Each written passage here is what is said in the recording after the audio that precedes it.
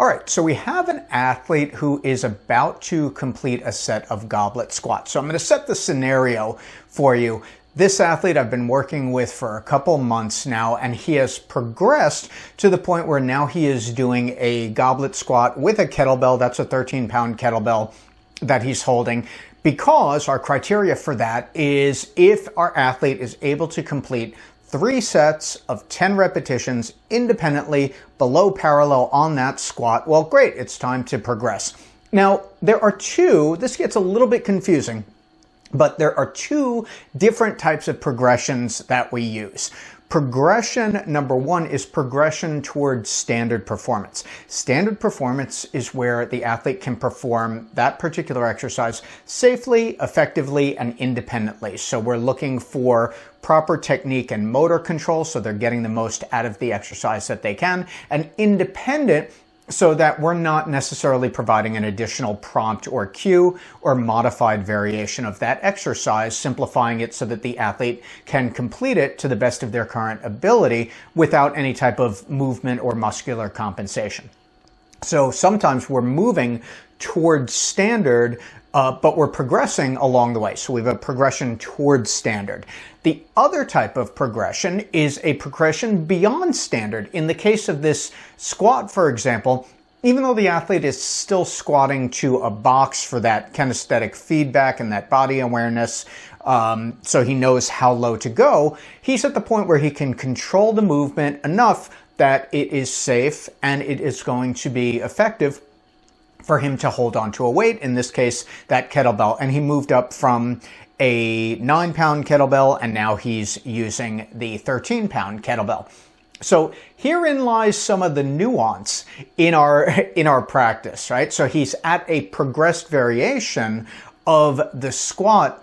However, we're still seeing some competing variables in the way of both kinesthetic awareness and maintaining continuity of that performance, meaning that holding on to the kettlebell, as you saw, is not 100% there yet in terms of the athlete's capability independently. So I'm providing an additional prompt. But even before that, we need to go into his adaptive functioning a little bit and question as to whether this is adaptive or motivation, or it is cognitive and a processing delay. So you'll notice that I'm not doing much in the very beginning, and that is by design and also by practice. I want to see if this athlete is going to A, self-regulate, and then B, self-correct, because you can see he's sitting there on the box with the kettlebell hanging down. Now I have a couple of decisions that I can make here. Do I want to step in and intervene with some type of prompt or cue? Do I want to hang back and let the athlete, again, self-regulate and get ready to perform the exercise on his own? Sometimes I know what the immediate result is going to be of something like that, and sometimes I want to hang on just for a couple of extra seconds. Now, some of the other variables at play here are the fact that we only have so much time during the session. So do I want to maintain this situation for 3 or 4 or 5 minutes? Absolutely not. But I do want to give a few seconds and find out, both for my own edification and knowledge, and in respecting this athlete, is he ready to take the initiative to pull the kettlebell back up into position and start the squat. So you can see that eventually I provide a prompt for him so that he can get started. Now, again, this is often based on the fact that we only have so much time, but if the athlete just sits there with the kettlebell hanging, sometimes, and with some athletes, we want to intervene or we want to step in relatively quickly, because we know that athlete is just going to hang out there for a while, and maybe they aren't sufficiently motivated to initiate the goblet squat. So at that point, we might need to step in and prompt them to get started in a gentle and an effective way. We're not going to use have to. We're not going to point at the clock and say we're running out of time or anything like that. I might step in and say, "You ready now?" Okay, you've got X amount of squats and reestablish the contingency. So as the athlete starts squatting, what you can see here is, check this out.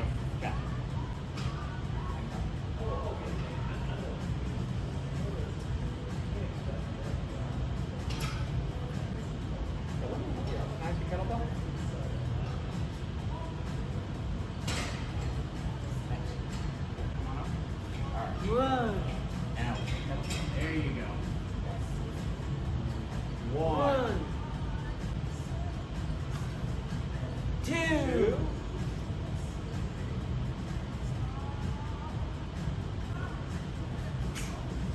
3, 4, 5. Beautiful squat. Last 3. 6. Last 2. 7. All right. Last 1. 8. 7 at your chest. Now go 8. 7. Squat down. Drive up. 8. Much better, Jay. Good force. All right. As the athlete starts squatting, you'll notice that not every repetition is at the athlete's current best ability. This athlete has a tendency to let the kettlebell drop, and sometimes I will step in with a verbal prompt or sometimes a repositioning of that kettlebell right under his chin at chest level so that he's not folding forward.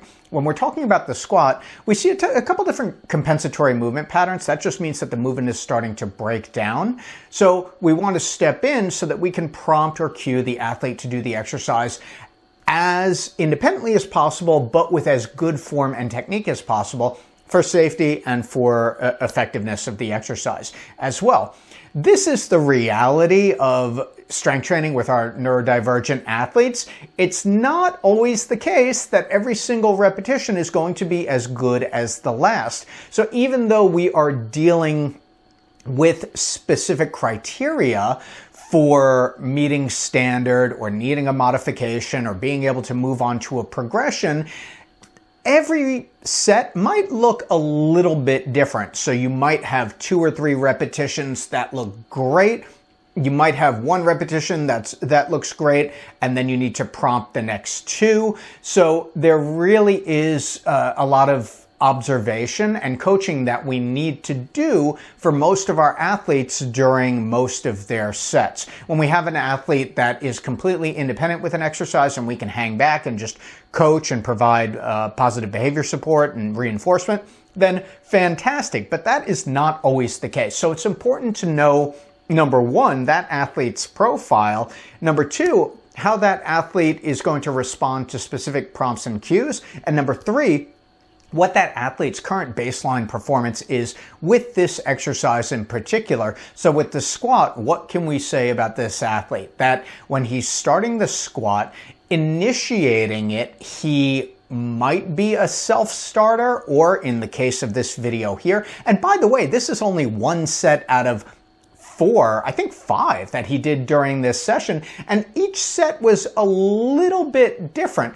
Of course, we want continuity because that's going to lead to the greatest possible benefit of that set, but we also want to be mindful of the fact that yes, we may be required to step in and either modify or provide an additional cue to support that athlete in performing that exercise. So it's not just, okay, here's the kettlebell, here's the box, go, and whatever happens, happens, because then we're not doing our jobs as coaches and the athlete's not getting the most out of that particular exercise. So here, I stepped in with a couple of cues when the athlete needed them, and what am I doing from a behavior support perspective? I'm reinforcing that athlete using behavior-specific praise. Not just great job, but great squat, nice dropping down slow, good holding the kettlebell, all of these things. I want to focus on the details because the details are the things that matter. And the things that matter are the things that are going to enhance that squat so our athlete becomes more independent, more capable, and can generalize those low body strength skills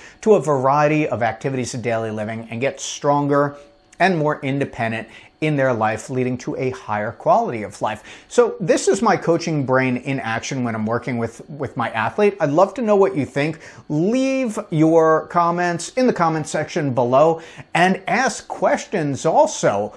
These are the things that really matter. We need those broad concepts and strategies, but the way that we apply them is really going to be the catalyst to the best of our programming, right? Or otherwise. So the strategies that we have, the toolbox that we have, we need to utilize it effectively. And it's not always 100% clear what we need to do in one moment unless we really know that athlete, we know their current capability with each exercise, and we understand what they need in the moment in supporting their best physical, adaptive, and cognitive performance with that particular exercise. So I hope this has been insightful. Again, I'd love to know what you think. I'd love to know what questions you have, if there's a topic you'd like me to cover. And if you're ready to become an Autism Fitness Certified Pro, go to autismfitness.com and please definitely subscribe to the channel so that you never miss another video that I do featuring any of my athletes, or maybe even featuring some of your athletes as well. I'm Autism Fitness founder Eric Chessen, leading the movement for movement. Thank you for watching.